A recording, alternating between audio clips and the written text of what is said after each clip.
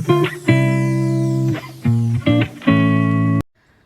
Everyone, welcome to our channel, welcome to a brand new blog. আশা করি তোমরা সবাই ভালো আছো, আমিও এখানে ভালো আছি।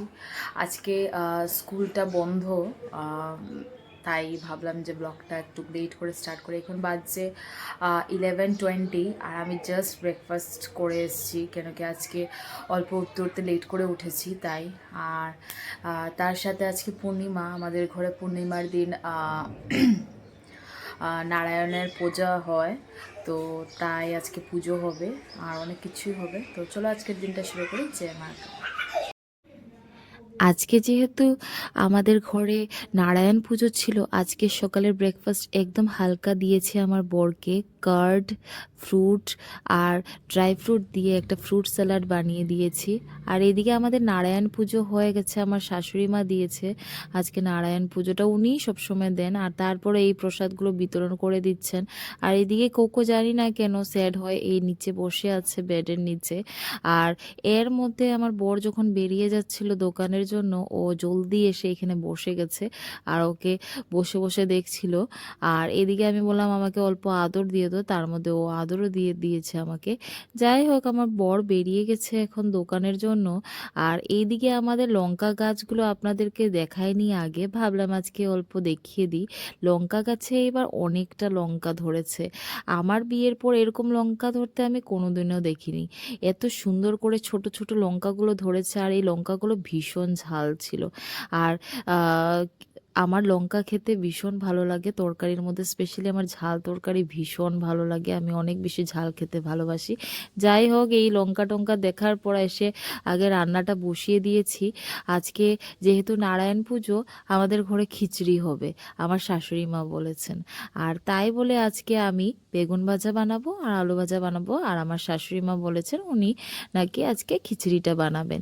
আর আলু ভাজা বসিয়ে এসে আমি এখানে বসলাম, আর কোকো আমার পাওয়ার সাইডে বসে আছে, ওর এইটা ফেভারেট স্পেস। আর এইদিকে আমার শাশুড়ি মা খিচড়ি অলমোস্ট হয়ে গেছে, আর আমারও আলু ভাজা হয়ে গেছে। আমি তারপর বসিয়ে দিয়েছি বেগুন ভাজা।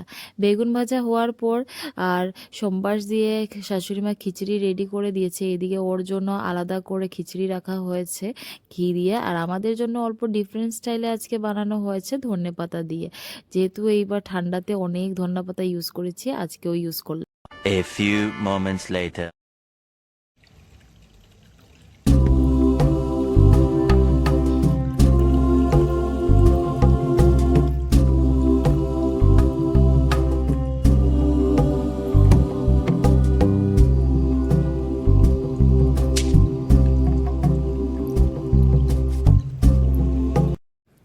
এই কিছুদিনে ওর অনেকটা পার্সেল এসছে, আর সেইগুলো আমি ক্যাপচার করতে ভুলে গেছি, বাট এইটা ভাবলাম যে অল্প ক্যাপচার করে নিই।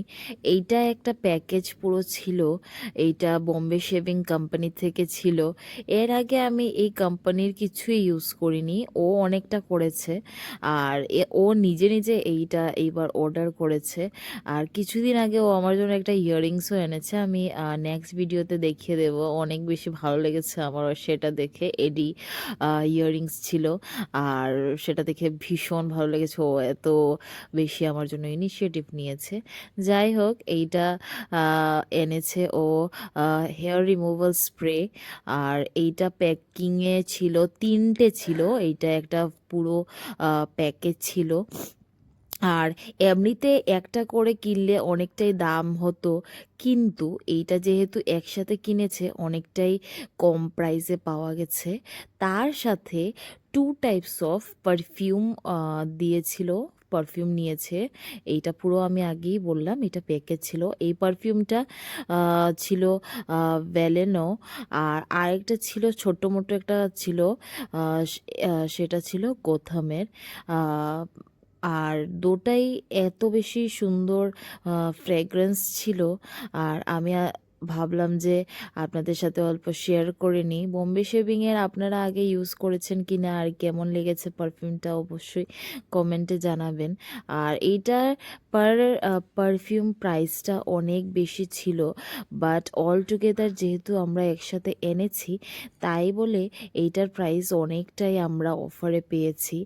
আর আমরা বলবো না, ও অফারে পেয়েছে।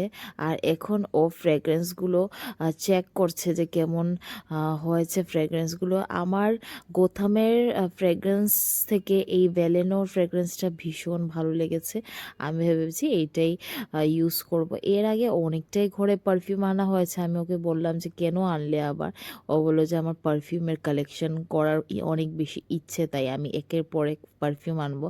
যাই হোক, আজকে ও ডিসাইড করলো যে আজকে বিকেলে স্ন্যাক্সে ও দোসা বানাবে, তাই অনেকটা কিছু এনেছে। ব্যাটার এটার রেডি করে এদিকে সাম্বার রেডি করে নিয়েছে, সেটা আমি ক্যাপচার করতে পারিনি। সাম্বারটা অনেকটাই টেস্টি হয়েছিল, একদম ইমলি দিয়ে বানিয়ে একদম পুরো প্রপার স্টাইলে। আর আজকে ও ফার্স্ট টাইম এরকম দোসা বানিয়েছে, আর এত বেশি ক্রিস্পি হয়েছে, পুরো পারফেকশনিস্টের মতো বানিয়েছে। আর কি করে ও ফার্স্ট অ্যাটেম্পে এত ভালো করে বানিয়েছে আমি সত্যি বলতে পারছি না। যাই হোক, দোসাটা ও এখন বানাচ্ছে, আর আমি সাম্বারের সাথে সার্ভ করে করে আমার শ্বশুরমশাইকে দিয়েছি। আর এদিকে এক প্লেট থেকে ও আর মা খাচ্ছেন, কেন কি এখন যদি গরম গরম না খায় তাহলে ওই ক্রিস্পিনেসটা চলে যাবে। তার সাথে আমিও এদিকে ডাইনিং টেবিলে বসে বসে একের পর এক ক্রিস্পি দোসাগুলো খাচ্ছিলাম। আমি বেসিক্যালি এত বেশি দোসা ফ্যান না, ওর ভীষণ ভালো লাগে। আর ও যখনও খেতে চায় আমি বলি যে আমি খাবো না, তুমি একা খাও, কিন্তু ও কিছুই একা খেতে ভালোবাসে না, তাই আমারও খেতে হয়। আর আমি পার্সোনালি এত বেশি দোসা ভালোবাসি না। যাই হোক, কোনো সময় আমি খেয়ে নিই, বাট দিস টাইম যেই এই ঘরের হোমমেড দোসাগুলো ভীষণ টেস্টি হয়েছে। আর দেখছেন তো টেকনিক ইউজ করছে এই জল টল দিয়ে। আমি জিজ্ঞেস করছিলাম ওকে, এই সব তুমি কোথায় থেকে শিখেছো? ও বললো কি ও নাকি দেখেছে এই রেস্টুরেন্টগুলো মানুষকে, যে কি করে ওরা এই জল টল দিয়ে নাকি ঠান্ডা করে তাওয়াকে এটা ব্যাটার কে দিয়ে তারপর এই ক্রিস্পি দোসাগুলো বানায়। যাই হোক, আজকের ভিডিও এইটুকুই। যদি কিছু ভালো লেগে থাকে দেন